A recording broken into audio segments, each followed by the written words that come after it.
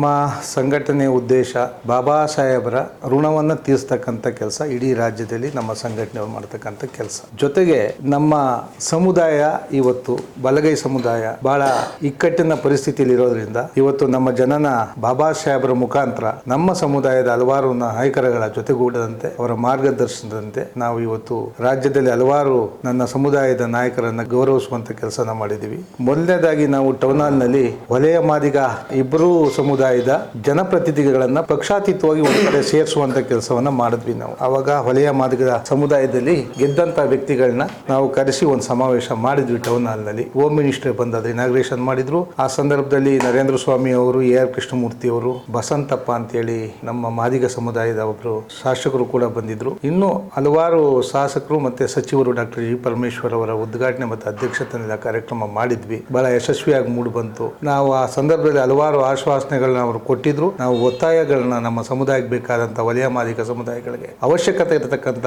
ಹಕ್ಕೊತ್ತಾಯನ ಕೊಟ್ಟಿದ್ವಿ. ಅದರಲ್ಲಿ 10 ಹಕ್ಕೊತ್ತಾಯನ ಜಿ ಪರಮೇಶ್ವರ್ ಸಾಹೇಬರು ಮಾಡಿಸ್ಕೊಟ್ರು. ಅದಾದ ನಂತರದಲ್ಲಿ ನಾವು ಸಮುದಾಯದ ಸಾಧಕರಿಗೆ ಸನ್ಮಾನ ಅಂತ ಹೇಳಿ ಅದನ್ನ ಮಾಡಿದ್ವಿ. ನಮ್ಮ ಸಮುದಾಯದಲ್ಲಿ 7 ಜನ ನಾಯಕರುಗಳು, ರಾಜ್ಯ ಮಟ್ಟದ ನಾಯಕರುಗಳು ನಿಧನರಾದ್ರು. ಕೆ ಶಿವರಾಮ್ ಅವರು, ದಿವಂಗತ ಸಿದ್ಧಲಿಂಗಯ್ಯನವರು, ಶ್ರೀನಿವಾಸ್ ಪ್ರಸಾದ್ ಅವರು, ಧ್ರುವ ನಾರಾಯಣ ಅವರು, ಜಗಣೀಶ್ ಶಂಕರ್ ಅವರು, ಮಂಟೇಲಿಂಗಯ್ಯನವರು, ಇನ್ನೊಬ್ರು MP ಆಗಿದ್ರು ಆನೇಕಲ್ ತಾಲೂಕು ಕೇಶವ ಮೂರ್ತಿ ಅಂತ ಹೇಳಿ. ಈ 7 ಫ್ಯಾಮಿಲಿಯವ್ರನ್ನ ಕರೆಸಿ ನಾವು ಬಾಬಾ ಸಾಹೇಬ್ ಅಂಬೇಡ್ಕರ್ ಅವರ ಮೊಮ್ಮಗನ್ನ ಕರೆಸಿ ಆ ಒಂದು ಸಭೆಗೆ ಎಲ್ಲ ನನ್ನ ಸಮುದಾಯದ ದಕ್ಷ ಅಧಿಕಾರಿಗಳನ್ನ ಮತ್ತೆ ರಾಜಕಾರಣಿಗಳನ್ನ, ರಾಜ್ಯಾದ್ಯಂತ ಸಂಘಟನೆ ನೀಡ್ತಕ್ಕಂಥ ರಾಜ್ಯಾಧ್ಯಕ್ಷಗಳು ವೆಂಕಟಸ್ವಾಮಿ ಅವರು ಇರ್ಬೋದು, ಮಾವಳಿ ಶಂಕರ್ ಅವರು, ದಿವಂಗತ ಚಂದ್ರಕೃಷ್ಣಪ್ಪನವರು, ಮೋಹನ್ ರಾಜ್ ಅವರು, ಇನ್ನೂ ಹಲವಾರು ರಾಜ್ಯ ಅಧ್ಯಕ್ಷಗಳು ಎಲ್ಲರನ್ನೂ ಕರೆಸಿ ಬಹಳ ವಿಶೇಷವಾಗಿ ಕಾರ್ಯಕ್ರಮವನ್ನು ಮಾಡಿದ್ವಿ. ಅದಾದ ನಂತರ ಬಾಬಾ ಸಾಹೇಬರ ಜಯಂತಿನ ವಿಶೇಷವಾಗಿ ಮಧ್ಯರಾತ್ರಿನಲ್ಲಿ ಏಪ್ರಿಲ್ 13ರ ಮಧ್ಯರಾತ್ರಿ 12 ಗಂಟೆ ಅಂದರೆ ಏಪ್ರಿಲ್ 14ರ ಮೊದಲನೇ ಸೆಕೆಂಡ್ಗೆ ಬಾಬಾ ಸಾಹೇಬ್ ಹುಟ್ಟುಹಬ್ಬನ ಬಹಳ ವಿಜೃಂಭಣೆಯಿಂದ ಟೌನ್ ಹಾಲ್ ಹತ್ರ ಮಾಡಿದ್ವಿ. ಹೀಗೆ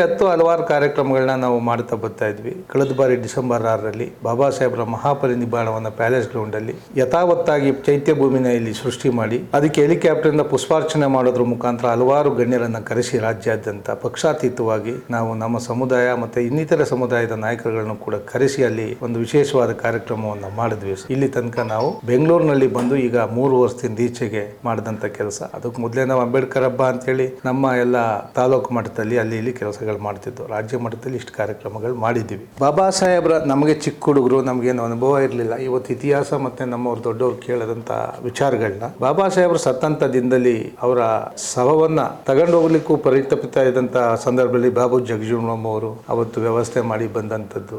ಅವತ್ತು ಸಾಹೇಬ್ರ ಶವ ಸಂಸ್ಕಾರನೇ ಆಗ್ಲಿಲ್ಲ ಅಂತಂದಾಗ ಅಂತ ಮಹಾನ್ ಚೇತನನ ನಾವು ಇವಾಗ ಬದುಕಿದೀವಿ ಅಂದಾಗ ಅವರ ಪರಿನಿಬ್ಬಾಣ ದಿನವನ್ನು ವಿಶೇಷವಾಗಿ ಆಚರಣೆ ಮಾಡಬೇಕು ಅಂತೇಳಿ ನಮ್ಮ ರಾಜ್ಯದ ಜನ ಎಲ್ಲರೂ ಕೂಡ ನಮ್ಮ ಸಮುದಾಯದವರು ಚೈತ್ಯ ಭೂಮಿನ ನೋಡ್ಲಿಕ್ಕೆ ಆಗಲ್ಲ ಅಂತೇಳಿ ನಾವು ಅಲ್ಲಿ ಬಾಬಾ ಸಾಹೇಬ್ರ ಒಂದು ಇದಕ್ಕೆ ಹೋದಾಗ ಅದೊಂದು ಜ್ಞಾನೋದಯ ಆಯಿತು. ಬಾಂಬೆಗೆ ನಾವು ಚೈತ್ಯ ಭೂಮಿಗೆ ದಾದರ್ನಲ್ಲಿ ಹೋದಾಗ ಅದೊಂದು ಜ್ಞಾನೋದಯ ಬಾಬಾ ಸಾಹೇಬ್ರು ಕೊಟ್ಟರು. ಯಥಾವತ್ತಾಗಿ ಅದನ್ನೇ ತಂದು ನಾವಿಲ್ಲಿ ನಿರ್ಮಾಣ ಮಾಡಿದ್ವಿ. ನಿರ್ಮಾಣ ಮಾಡಕ್ಕೆ ಹೋದಾಗ ನಾವು ನಮ್ಮ ಗೃಹ ಸಚಿವರಾದಂಥ ಡಾಕ್ಟರ್ ಜಿ ಪರಮೇಶ್ವರ್ ಜೊತೆಲಿ, ಸಾಹೇಬ್ರ ಜೊತೆಲಿ, ಮಹದೇವಪ್ಪ ಸಾಹೇಬ್ರ ಜೊತೆಲಿ, ಪ್ರಿಯಾಂಕಾ ಸಾಹೇಬ್ರ ಜೊತೆಲಿ ಮತ್ತೆ ಇದನ್ನ ಹಲವಾರು ನಮ್ಮ ಸಮುದಾಯದ ಶಾಸಕರ ಜೊತೆ ಚರ್ಚೆ ಮಾಡಿದಾಗ ಒಳ್ಳೆ ಆಲೋಚನೆ ಮಾಡು ಅಂತೇಳಿ ಅವರು ನನಗೆ ಸಹಕರಿಸಿದ್ರು. ಹಾಗಾಗಿ ನಾನು ಆ ಕಾರ್ಯಕ್ರಮನ ಹೆಲಿಕಾಪ್ಟರ್ ಇಂದನೇ ಹೂ ಹಾಕಿಸ್ಬೇಕು ಅಂತೇಳಿ ನಮ್ಮ ಸಂಘಟನೆಯ ಎಲ್ಲ ಸದಸ್ಯರುಗಳು ಗೋಲ್ಡನ್ ಅಂಬೇಡ್ಕರ್ ಫೌಂಡೇಶನ್ ಟ್ರಸ್ಟ್ ನ ವತಿಯಿಂದ, ಅದು ನಾವು ಸಂಸ್ಥಾಪಕರಾಗಿದ್ದೇವೆ, ಸಂವಿಧಾನ ಬಳಗದ ವತಿಯಿಂದ ಎಲ್ಲ ರಾಜ್ಯದ ಹಲವಾರು ಸಂಘಟನೆಗಳ ಸಹಕಾರದೊಂದಿಗೆ ಬಹಳ ಅಚ್ಚುಕಟ್ಟಾಗಿ ನಮ್ಮ ಸಾಹೇಬರಾದಂತಹ ಪರಮೇಶ್ವರು, ಮಾದೇವಪ್ಪರು, ಖರ್ಗೆ ಅವರ ಸಹಕಾರದಲ್ಲಿ ತುಂಬಾ ಚೆನ್ನಾಗಿ ಆಯ್ತು ಸರ್. ಜನ ಅದಕ್ಕೆ ಒಳ್ಳೆ ಅಭಿಪ್ರಾಯ ಮೂಡಿ ಬಂತು. ಹಾಗಾಗಿ ಈ ಸರಿ ನಾವು ಮಧ್ಯರಾತ್ರಿನಲ್ಲಿ ವಿಧಾನಸೌಧದ ಹತ್ರ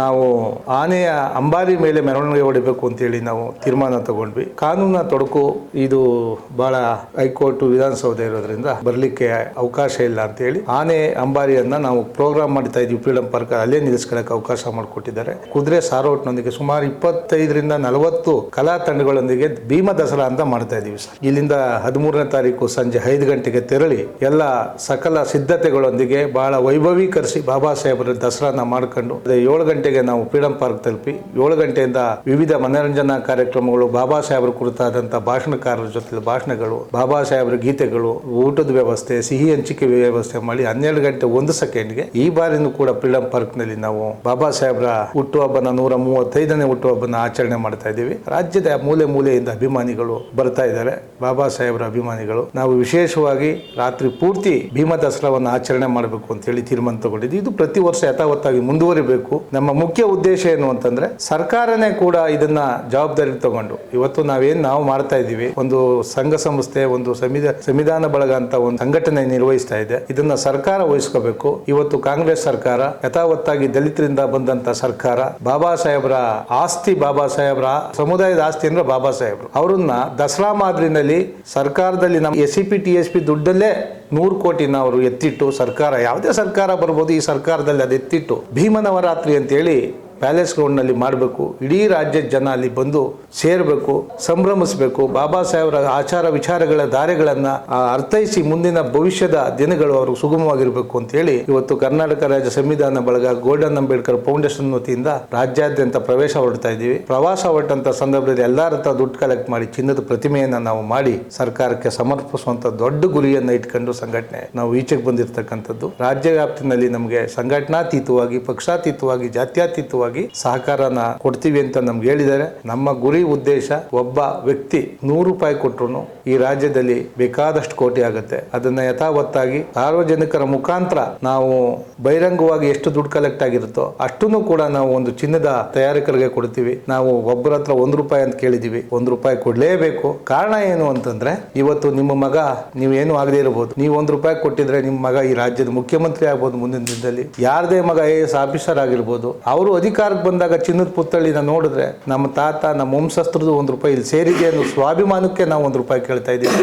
ನಮ್ಗೆ ಹಿನ್ನೆಲೆಯಾಗಿ ಎಲ್ಲ ಅಧಿಕಾರಿಗಳು ಮತ್ತೆ ಸಂಘಟನಾಕಾರರು, ಬಿಸ್ನೆಸ್ ಮ್ಯಾನ್ಗಳು ಸಹಾಯ ಮಾಡ್ತೀವಿ ಅಂತ ಹೇಳಿದ್ದಾರೆ. ಆ ಭರವಸೆ ಮೇಲೆ ಬಾಬಾ ಸಾಹೇಬರ ಋಣ ತೀರಿಸೋದೇ ನಮ್ ಗುರಿ. ಬಾಬಾ ಸಾಹೇಬ್ರನ್ನ ಹೆಚ್ಚಿನದಾಗಿ ಅರ್ಥೈಸ್ಕೊಂಡಿರೋರು ಹಳ್ಳಿಗಾಡಿನ ಜನ. ಸಿಟಿಯವರು, ಪಟ್ಟಣದವರು ಅರ್ಥೈಸ್ಕೊಂಡಿದ್ದಾರೆ, ಪಾಲನೆ ಮಾಡಲ್ಲ. ಅವ್ರಿಗೆ ಅವಶ್ಯಕತೆ ಇದ್ದಾಗ ಮಾತ್ರ ಉಪಯೋಗಿಸ್ಕೊತಾರೆ. ಬಟ್ ಹಳ್ಳಿಗಾಡಿನ ಜನ ಹಂಗಲ್ಲ. ಅಂತರಾಳದಲ್ಲಿ ಬಾಬಾ ಸಾಹೇಬ್ರನ್ನ ಗೌರವಿಸ್ತಾರೆ, ಪೂಜಿಸ್ತಾರೆ, ಅಭಿನಂದಿಸ್ತಾರೆ. ಅದ್ರ ಬಗ್ಗೆ ನಾನು ಹಳ್ಳಿಗಾಡಿನವನಾದ್ರಿಂದ ಅದ್ರ ಬಗ್ಗೆ ನನಗೆ ಸ್ವಲ್ಪ ಪರಿಪೂರ್ಣವಾಗಿ ಗೊತ್ತಿದೆ. ನಾನು ಸಿಟಿಗೆ, ಪಟ್ಟಣಕ್ಕೂ ಬಂದು ನೋಡಿದೆ 3 ವರ್ಷ. ಸಾಹೇಬ್ರನ್ನ ಆಚರಿಸ್ತಾರೆ ಹೊರತು ಆರಾಧಿಸುದಿಲ್ಲ. ನಮ್ಮ ಹಳ್ಳಿಗಾಡಿನ ಜನ ಆರಾಧಿಸ್ತಾರೆ, ಆಚರಣೆ ಮಾಡ್ಲಿಕ್ಕೆ ಅವ್ರಿಗೆ ಹಣಕಾಸಿನ ಕೊರತೆ ಇದೆ. ಹಾಗಾಗಿ ಅವರು ತಮ್ಮ ತನುಮನ, ನಮ್ಮ ಮೊದಲನೇ ಉದ್ದೇಶನೇ ಅಷ್ಟು, ಬಾಬಾ ಸಾಹೇಬರ ಋಣದ ಮಕ್ಕಳ ಬೆವರ ಹಣದಿಂದ ನಾವು ಚಿನ್ನದ ಪುತ್ಥಳಿ ತಯಾರು ಮಾಡಿ, ಯಾವುದೋ ಸರ್ಕಾರದ ದುಡ್ಡು ಯಾರೋ ಇನ್ನೊಂದು ಸಂಘ ಸಂಸ್ಥೆಗೆ ತಗೊಂಡು ಆ ದುಡ್ಡಲ್ಲಿ ಬೇಡ. ಇದು ಇಡೀ ವಿಶ್ವದಲ್ಲಿ ಮಾದರಿ ಆಗ್ಬೇಕು. ನಾವು 1 ರೂಪಾಯಿಂದ 1 ಕೋಟಿ ತನಕ ಕೊಡ್ಬೋದು, 100 ಕೋಟಿ ಒಬ್ಬನೇ ಕೊಡಬಹುದು. ಪ್ರತಿಯೊಬ್ಬರು ತಾವು ನಾವು 1 ರೂಪಾಯಿ ಕಲೆಕ್ಟ್ ಮಾಡ್ತೀವಿ. ದಲಿತರು ಕೊಡ್ಲೇಬೇಕು ನಮ್ಮ ಲೆಕ್ಕಾಚಾರ. ಅನ್ಯ ಜಾತಿಯವರು ಕೊಡಬಹುದು, ನಾವ್ ಯಾರಿಗೂ ನಿರ್ಬಂಧ ಇರಲ್ಲ. ನಮ್ಮ ದಲಿತರು ಕೊಡ್ಲೇಬೇಕು ಅಂತ ಹೇಳ್ತೀವಿ. ಸಾರ್ವಜನಿಕವಾಗಿ ಈ ಕಾರ್ಯಕ್ರಮನ ಆಯೋಜಿಸಿ ಸರ್ಕಾರಕ್ಕೆ ಸಮರ್ಪಿಸಬೇಕಾದಂತ ಸಂದರ್ಭದಲ್ಲಿ ನಾವು ಈ ರಾಜ್ಯದ ಒಂದು ಬಹುದೊಡ್ಡ ಕಾರ್ಯಕ್ರಮವನ್ನ ನಾವು ಈ ರಾಷ್ಟ್ರದ ಎಲ್ಲಾ ರಾಜ್ಯದ ದಲಿತ ಮುಖಂಡರನ್ನು ಒಳಗೊಂಡಂತೆ ಪಕ್ಷಾತೀತವಾಗಿ ಎಲ್ಲಾ ಶಾಸಕರು, ಸಚಿವರು, ಮಾಜಿ, ಹಾಲಿ ಎಲ್ಲರನ್ನೂ ಕರಿತೀವಿ. ರಾಷ್ಟ್ರಪತಿಗಳನ್ನ, ಪ್ರಧಾನಮಂತ್ರಿಗಳನ್ನ, ವಿರೋಧ ಪಕ್ಷದ ನಾಯಕರುಗಳು ಯಾರೇ ಇರ್ಬೋದು, ಎಲ್ಲರನ್ನೂ ಒಂದು ವೇದಿಕೆ ಕರೆತಂದು ವಿಶ್ವದಲ್ಲಿ ಮಾದರಿ ಆಗ್ತಕ್ಕಂಥ ಒಂದು ಸಮಾರಂಭನ ಮಾಡೋ ಒಂದು ದೊಡ್ಡ ಗುರಿ ಇಟ್ಕೊಂಡು ನಾವು ಇವತ್ತು ಹೊರಟಿದ್ದೀವಿ. ನಮ್ಗೆ ಅದ್ರ ಬಗ್ಗೆ ನಂಬಿಕೆ ಇದೆ. ಬಾಬಾ ಸಾಹೇಬ್ರ ಆಶೀರ್ವಾದ ಇರೋ ತನಕ, ಭಗವಾನ್ ಬುದ್ಧ ಅನುಗ್ರಹ ಇರೋ ತನಕ ನಮ್ಗೆ ಯಾವುದೇ ತರದ ಆತಂಕಗಳಾಗೋದಿಲ್ಲ ಅನ್ನೋ ವಿಶ್ವಾಸ ಇದೆ. ಎಲ್ಲಕ್ಕಿಂತಾಗಿ ನನ್ನ ಸಮುದಾಯ ಕೈ ಹಿಡಿತಾರೆ ಅನ್ನೋ ನಂಬಿಕೆ ನಮಗಿದೆ. 14ನೇ ತಾರೀಕು QR ಕೋಡ್ ಅನ್ನ ಲಾಂಚ್ ಮಾಡ್ತಾ ಇದ್ದೀವಿ. ನಾಳೆ 13ನೇ ತಾರೀಕು ಮಿಡ್ ನೈಟ್ ಕೇಕ್ ಕಟ್ ಮಾಡಿ, ಪಟಾಕಿ ಸಿಡಿಸಿ, ಸಂಭ್ರಮಿಸಿ ಎಲ್ಲ ಬಂದಂತ ನಾಯಕರ ಕೈಲಿ ಅದನ್ನ QR ಕೋಡ್ ನ ಕೊಟ್ಟು ಲಾಂಚ್ ಮಾಡ್ತಾ ಇದ್ದೀವಿ. ಊಟದ ವ್ಯವಸ್ಥೆ ಪರಿಪೂರ್ಣವಾಗಿ ದಿನ ಪೂರ್ತಿ ಮಾಡಿದ್ದೀವಿ. ಎಲ್ಲರೂ ಸಂಭ್ರಮಿಸೋಕೆ ಅವಕಾಶ ಮಾಡಿಕೊಟ್ಟಿದ್ದೀವಿ. ಮುಂದಿನ ದಿನ ನಾನು ಈ ಒಂದು ಸಂದರ್ಭದಲ್ಲಿ ನಮ್ಮ ನಾಯಕರುಗಳಿಗೆ ಹೇಳಕ್ ಇಷ್ಟಪಡ್ತೀನಿ. ಇವತ್ತು ನಿಮ್ಗೆ ಅನ್ನಿಸ್ಬೋದು ಯಾವುದೋ ಒಂದು ಸಂಘ ಸಂಸ್ಥೆ ಅವರು ಏನೋ ಒಂದು ಮಾಡ್ತಾ ಇದಾರೆ ಅಂತ. ನೀವುಗಳ ಸಹಕಾರ ಕೊಟ್ಟದ್ದೇ ಆದ್ರೆ ಮುಂದಿನ ದಿನ ಏನು ಚಾಮುಂಡೇಶ್ವರಿ ದಸರಾ ಆಗ್ತದೋ ವಿಶ್ವ ಪ್ರಸಿದ್ಧಿ, ಅದಕ್ಕಿಂತ 10 ಪಟ್ಟು ಬಾಬಾ ಸಾಹೇಬ್ರ ಜಯಂತಿ ದಸರಾ ಆಗುತ್ತೆ. ನನಗೆ ನಂಬಿಕೆ ಇದೆ. ಆ ಒಂದು ಇದಕ್ಕೆ ತಾವು ನಮ್ಮ ಪರಮೇಶ್ವರ್ ಸಾಹೇಬ್ರು, ಮಾದೇವಪ್ಪ ಅವರು, ಪ್ರಿಯಾಂಕ್ ಅವರು, ಎಕ್ಸ್ಪೆಷಲಿ ನೀವು ನಮ್ಮ ಸಮುದಾಯದಲ್ಲಿ ಇವತ್ತು ಸಚಿವರಾಗಿದ್ದೀರಿ, ನಿಮ್ಗೆ ಅವಕಾಶಗಳಿದಾವೆ. ದಯವಿಟ್ಟು ನೀವು ಬಾಬಾ ಸಾಹೇಬ್ರ ಋಣ ತೀರಿಸ್ಕೊಳ್ಳೋಕೆ ಇದು ಒಂದು ಅತ್ಯುತ್ತಮವಾದಂತ ಅವಕಾಶ.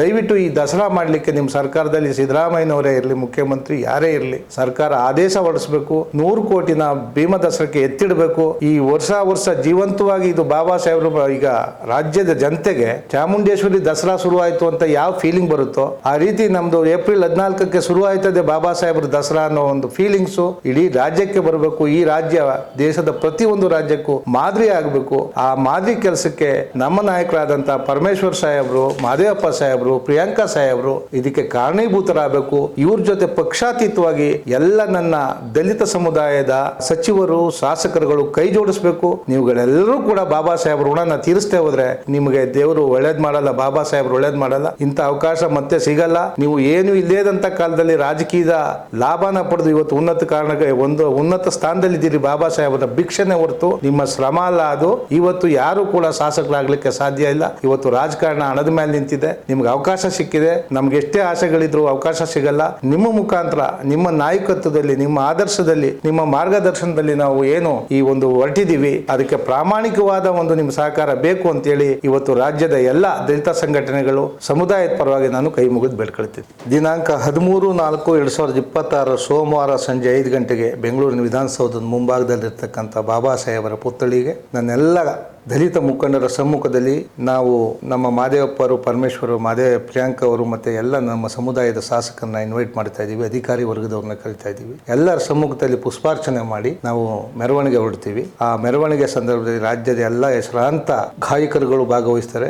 ಈ ಜೂನಿಯರ್ ರಾಜ್ಕುಮಾರ್ ಅವರು, ಜೂನಿಯರ್ ವಿಷ್ಣುವರ್ಧನ್, ಅಂಬರೀಷು, ಪುನೀತ್ ರಾಜ್ಕುಮಾರ್ ಇವ್ರನ್ನ ಕರೆಸ್ತಾ ಇದ್ದೀವಿ. ನಮ್ಮ ಆ ಒಂದು ಕಾರ್ಯಕ್ರಮದಲ್ಲಿ ಭಾಗಿಯಾಗಬೇಕು ನೀವು ಸಾಹೇಬರ ಒಂದು ಇದರಲ್ಲಿ ಅಂತೇಳಿ ಮಾನವರು ಪಾಪ ಪ್ರೀತಿಪೂರ್ವಕವಾಗಿ ಬಂದು ಭಾಗವಹಿಸ್ತಾ ಇದ್ದಾರೆ. ಅವರಿಗೆ ನಾನು ಈ ಸಂದರ್ಭದಲ್ಲಿ ಅಭಿನಂದನೆಯನ್ನು ಸಲ್ಲಿಸ್ತೀನಿ. ಬಹಳ ವಿಶೇಷ ವಿಭಿನ್ನವಾಗಿ ನಾವು ಮಾಡ್ತೀವಿ ಸರ್. ಅದನ್ನ ಬಾಯಲ್ಲಿ ಹೇಳೋದಕ್ಕಿಂತ ಅದನ್ನ ಸಂಭ್ರಮಿಸೋದೇ ಒಂದು ಸಂಭ್ರಮ ಅಂತ ನಾನು ತಿಳ್ಕೊಂಡು ಇಲ್ಲಿಂದ ಮೆರವಣಿಗೆ ಹೊರಟು ಫ್ರೀಡಂ ಪಾರ್ಕ್ ನಲ್ಲಿ ಸಂಜೆ 7 ಗಂಟೆ, ಸಾಯಂಕಾಲ 7 ಗಂಟೆಯಿಂದ ರಾತ್ರಿ ಪೂರ್ತಿ ಸಂಭ್ರಮಾಚರಣೆ ಇರ್ತದೆ. 12 ಗಂಟೆಗೆ ಬಾಬಾ ಸಾಹೇಬರು ಉಡುವಂತ ಮಹಾನಾಯಕ ಧಾರಾವಾಹಿಯ ಸೀರಿಯಲ್ನಲ್ಲಿ ಎಕ್ಸ್ಪೋಸ್ ಮಾಡಿ ಸಾಹೇಬರು ಜನ್ಮನ ಕಣ್ಣು ತುಂಬುವಂತ ಕ್ಷಣನ, ಭೀಮ ಕ್ಷಣವನ್ನ ನನ್ನ ಸಮುದಾಯ ಕಣ್ಣು ತುಂಬುವಂತ ಕೆಲಸವನ್ನ ನಾವು ಮಾಡ್ಲಿಕ್ಕೆ ಹೊರಟಿದ್ದೇವೆ. ಆ ಗಳಿಗೆಯಲ್ಲಿ ಪರಿಸರ ಮಾಲಿನ್ಯ ಆಗತಕ್ಕಂಥ ನೈಸರ್ಗಿಕವಾದ ಪಟಾಕಿಗಳನ್ನು ಸಿಡಿಸಿ ಸಂಭ್ರಮಿಸಿ ಈ ವರ್ಷದಿಂದ ಅದು ಮಾದರಿ ಆಗಬೇಕು. ಅದಕ್ಕೆ ಚಾಲನೆ ಕೊಡೋಕೆ ಇವತ್ತು ಮಾಧ್ಯಮದ ಮುಖಾಂತರ ನಾನು ನಮ್ಮ ಪರಮೇಶ್ವರ್ ಸಾಹೇಬರು, ಮಾದೇವಪ್ಪ ಸಾಹೇಬರು ಮತ್ತೆ ಪ್ರಿಯಾಂಕಾ ಸಾಹೇಬರಲ್ಲಿ ಅವತ್ತು ಕೇಕ್ ಕಟ್ ಮಾಡೋಕೆ ತಾವು ಬರಬೇಕು ಅಂತ ಈ ಮಾಧ್ಯಮದ ಮುಖಾಂತರ, ಇದ್ರ ಜೊತೆಗೆ ಎಲ್ಲ ದಲಿತ ಶಾಸಕರು ಬರಬೇಕು ಅಂತೇಳಿ ಮನವಿ ಮಾಡ್ತೀವಿ. ನಾವು ಕರ್ನಾಟಕ ರಾಜ್ಯ ಸಂವಿಧಾನ ಬಳಗ ಅಂತೇಳಿ ನಮ್ಮ ರಾಜ್ಯ ಸಂಘಟನೆ, ನಮ್ಮ ಟ್ರಸ್ಟ್ ಡಾಕ್ಟರ್ BR ಅಂಬೇಡ್ಕರ್ ಅವರ ಗೋಲ್ಡನ್ ಅಂಬೇಡ್ಕರ್ ಫೌಂಡೇಶನ್ ಅಂತೇಳಿ ನಮ್ದು ಈ ಒಂದು ಚಿನ್ನದ ಪುತ್ಥಳಿಯ ತಯಾರಿಕೆಗೆ ಒಂದು ಟ್ರಸ್ಟ್ ಮಾಡ್ಕೊಂಡಿದ್ದೀವಿ. ಅದು ಪಾರದರ್ಶಕವಾಗಿ ಮಾಡಲಿಕ್ಕೆ ಒಂದು ಅವಕಾಶನ ಸಾರ್ವಜನಿಕರು ಮಾಡಿಕೊಡ್ಬೇಕು ಅಂತೇಳಿ ಮನವಿ ಮಾಡಿದ್ದೀವಿ.